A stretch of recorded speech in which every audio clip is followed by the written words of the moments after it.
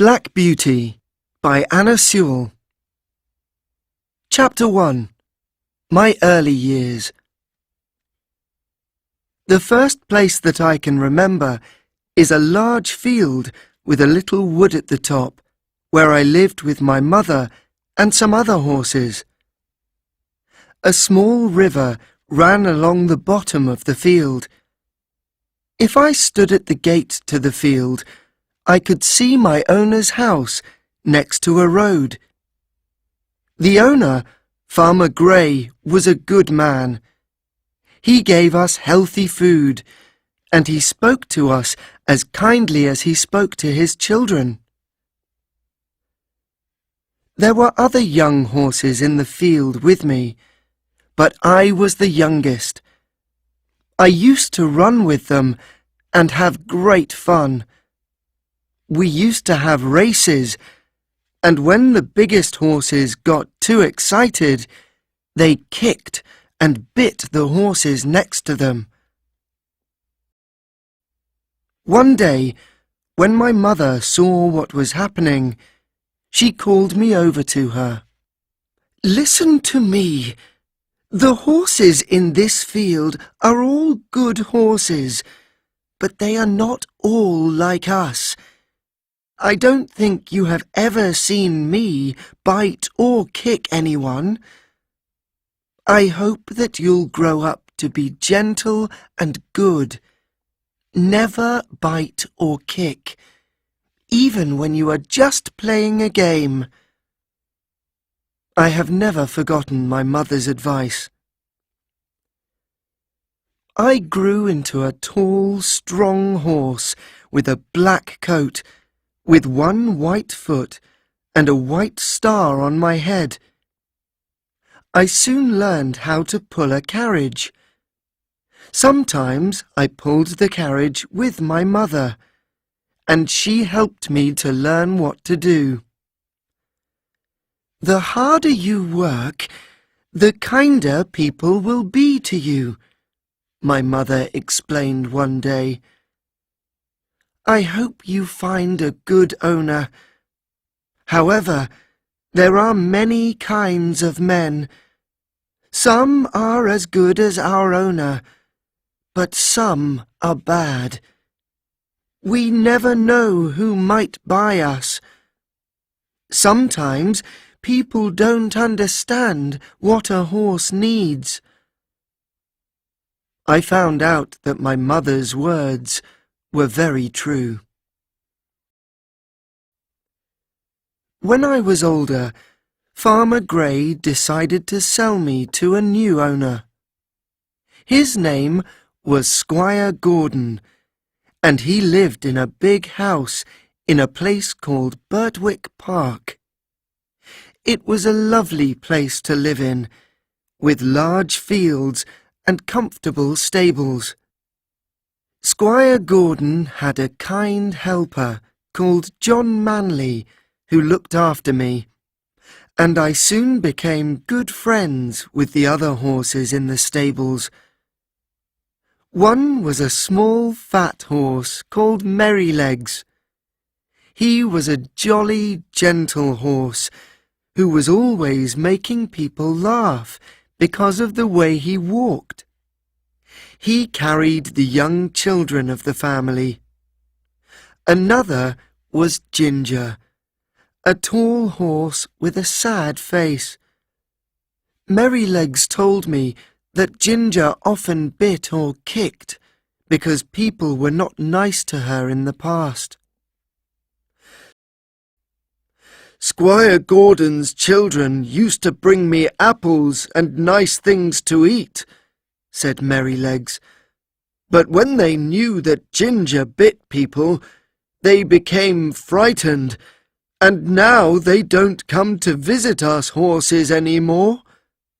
However, if people are kind to her, she'll soon learn to stop biting," he explained. The next day, Squire Gordon took me out around Birtwick Park. "How is your new horse?" asked his wife when we returned. "He is a perfect horse," he said. "What shall we call him?" "He is very handsome," his wife said. "Why don't we call him Black Beauty?"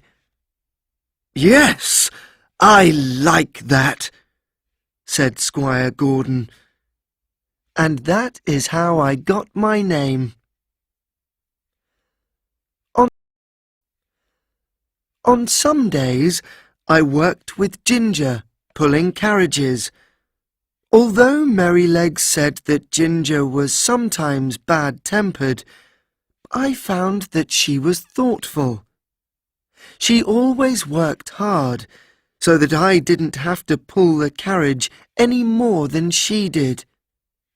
We soon became good friends. One day, when I was working with Ginger, she told me about the people she worked with in the past. None of them was kind, and some of them were often cruel. She decided that she did not like people and did not want to do what they asked her to. The problem was that some people hit her hard when she refused to do what they wanted. That was when she started to kick and bite people. Then they wanted to sell her, and finally she arrived at Squire Gordon's. However, as time passed, Ginger understood that John and Squire Gordon were different from her other owners. They were always kind and gentle with their horses, and she was happy to do what they asked, most of the time. Then one day, she saw something that showed her that some people could be good. Squire Gordon was riding her when they passed a man who worked for Squire Gordon. The man was angry with his horse and hit it hard to make it go faster. Squire Gordon did not like this. "I've never seen a man who was so unkind to a horse," he cried. "No horse will do what you want by hurting it. The people who work for me must understand that a horse is not a machine." Ginger now began to respect Squire Gordon.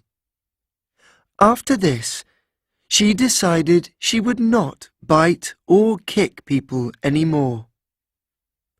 "She'll be as good as Black Beauty soon," said John. "All she needed was for people to be kind to her." One day, I was surprised when John brought Merrylegs back to the stable and said, "Don't do that again, Merrylegs, or you'll be in trouble." "What did you do?" I asked him. I was very surprised, because Merrylegs always behaved so well. "Oh, I didn't do much," said Merrylegs. "I wanted to give the boys a lesson, so I threw them on the ground." "What?" I said, very surprised. "But you were always so careful with the children." "Of course I am," he said. "I would never hurt the girls or the little children, but the older boys need a lesson sometimes," he continued. "They think that a horse is like a machine, which can continue for hours without a rest. They never think that I can feel tired. So I stopped. When I did not continue, they hit me with a stick. Then I threw them off. They need to learn how a horse feels." "Why didn't you kick them?" said Ginger. "No, I would never do that. I threw them off because I knew it would not hurt them. If I kicked the children, I would be sold to some unkind person who would hit me all the time. We must always remember what a good place we live in." Chapter 2. Difficult Journeys.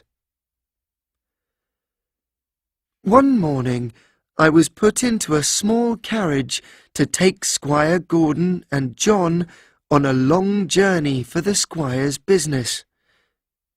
I liked pulling this carriage because it was very light and easy to pull. It was raining when we left, and it was also windy, with many leaves blowing across the road. On our journey, we crossed a bridge, and I saw that the water of the river was really high. Many of the fields that we passed were flooded, and sometimes I had to pull the carriage through water on the road. When we got to the town, I had a good rest.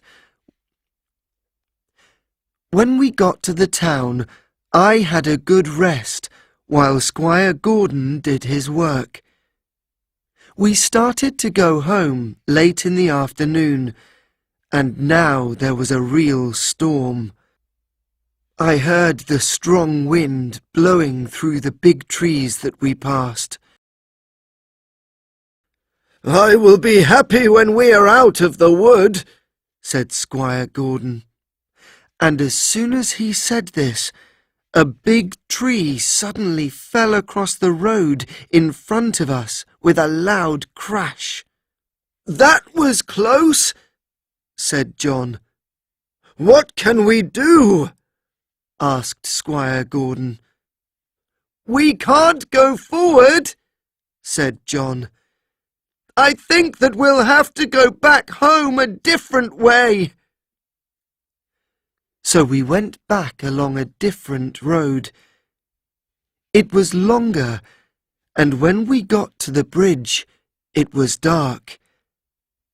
We started crossing the bridge, but I felt that something was wrong, so I stopped.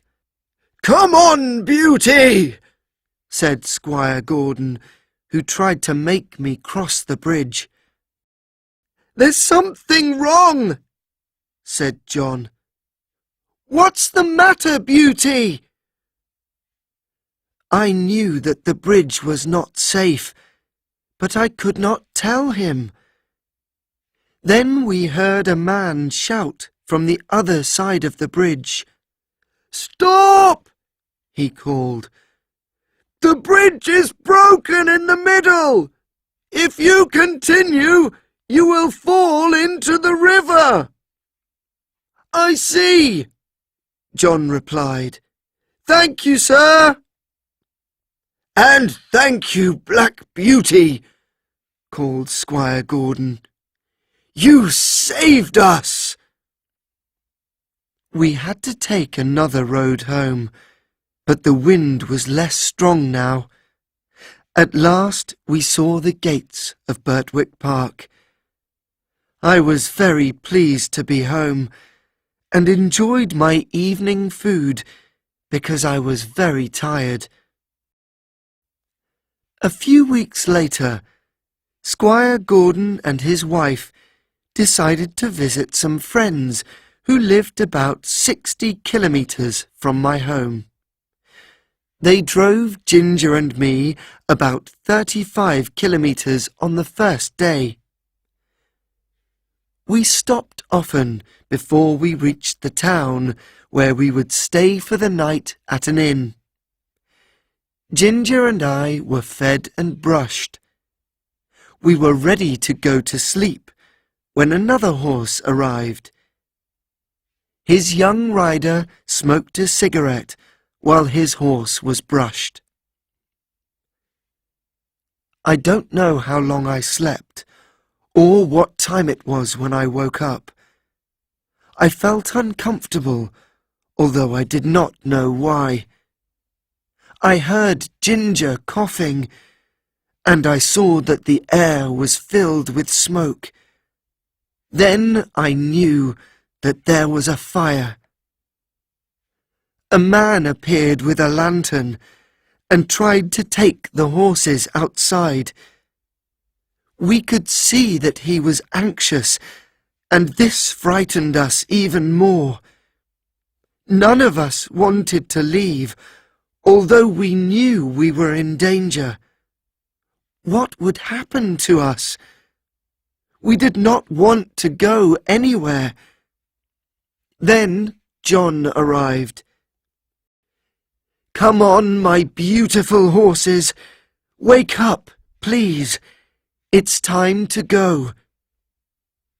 He spoke softly and was so gentle with me that I stopped feeling frightened. I slowly followed him out of the building and away from the fire. When I saw that I was safe, I called out for the other horses to leave. Ginger later told me that I had saved her. By now, the fire was bigger, and just as John led Ginger away from the fire, the building collapsed. Finally, some firefighters arrived to try to put out the fire. After many hours, the fire was no more. When we arrived at the house of Squire Gordon's friends the next evening, everyone was talking to John. "It is one of the hardest things in the world to move horses when there is a fire," said Squire Gordon's friend. "What you did to help them was incredible." Chapter 3. Joe Green's Lesson. When we returned to Birtwick Park, we heard that John was to have a new helper. His name was Joe Green, and he was 14 years old. "Are you sure you don't need someone who is older than this?" asked Squire Gordon. "No, sir," said John. "Joe is small, but he wants to learn, and he is a hard worker. I was the same age when I started here. I had no family, but you looked after me as well as any parent.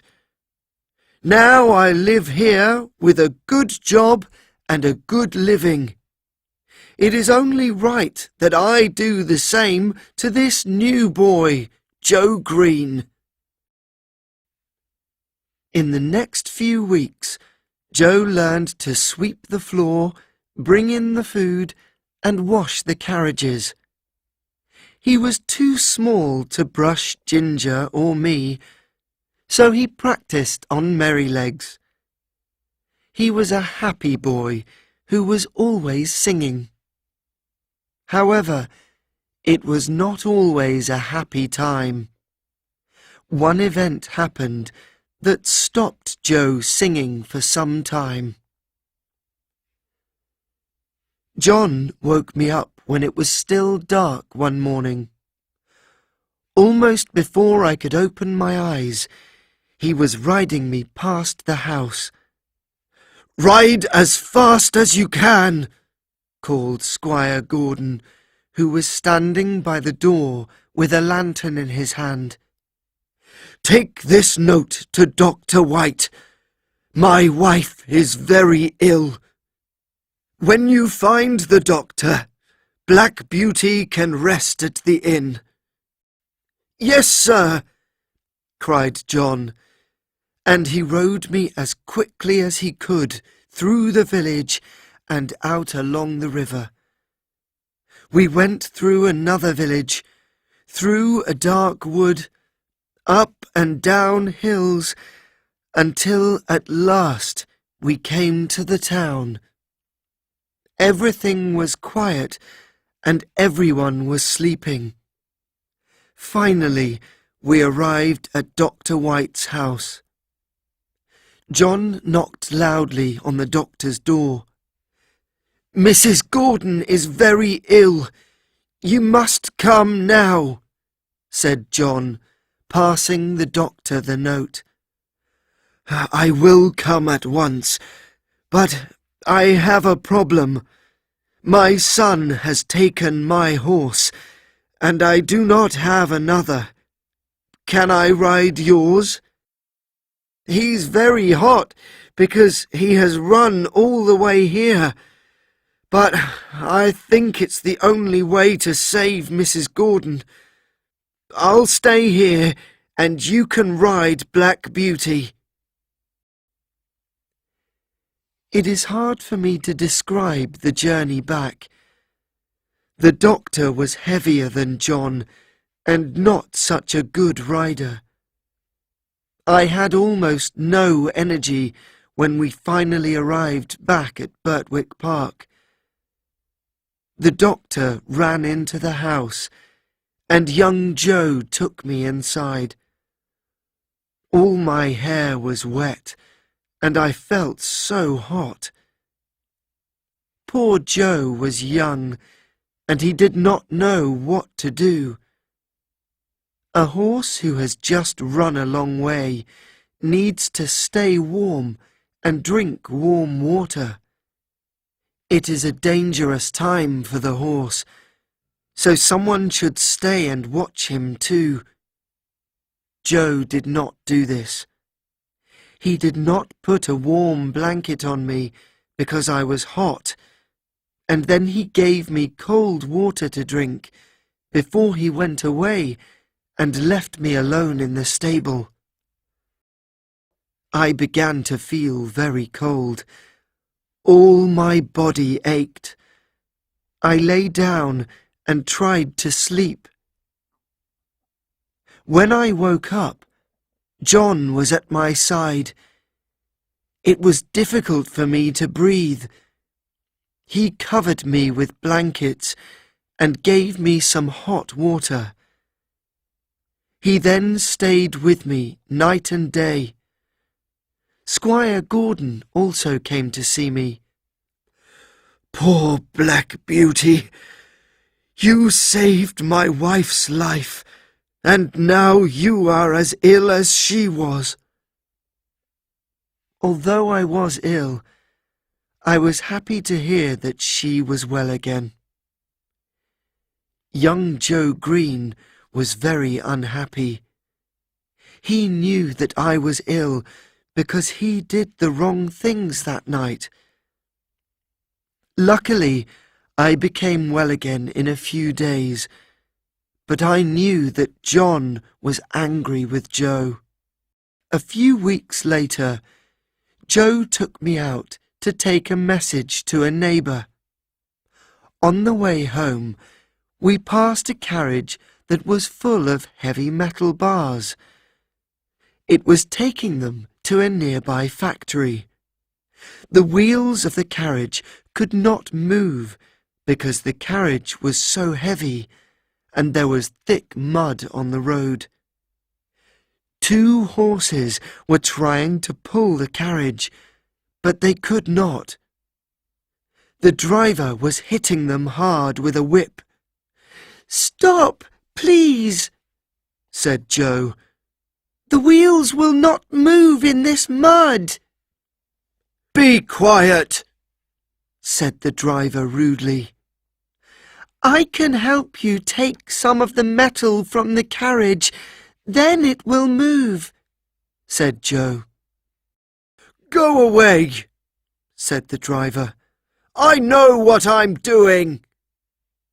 He continued to hit the horses. Joe quickly rode me to the factory and found the manager. Joe told him what the man was doing. "Thank you, Joe," said the manager. "I'll deal with the man. Will you tell the police what you saw?" "Yes, I will," said Joe. The manager went to find the carriage with the metal, and Joe went home. He told John what happened. "You did the right thing," said John. We heard later that the police asked Joe about what he had seen. Joe explained very well, and when the police saw the poor horses, they sent the driver to prison for 2 or 3 months. It was wonderful to see the change that came over Joe. He learned from his mistakes to become a very good worker. John was now very pleased with him. "You look taller than you did last week," said John. Soon Joe was singing happily again every day. Unfortunately, Mrs. Gordon became ill again in the years that followed. The doctor said that she should live in a warmer climate. We heard that Squire and Mrs. Gordon were going to leave England. Everybody was very sad. All Squire Gordon's horses were sold to new owners. Ginger and I were the last horses to leave Birtwick Park, and one morning we took Squire Gordon and his wife to the railway station. We never saw them again. Ginger and I found out that we were going to live at Earlshall Park, the home of a rich earl called Smythe. John took us there the next day and told the new helper, a man called York, that we were the best horses they could have. Then John left too. I felt very sad to see him go. I did not realise that my new home with Earl and Lady Smythe would bring new difficulties for Ginger and me.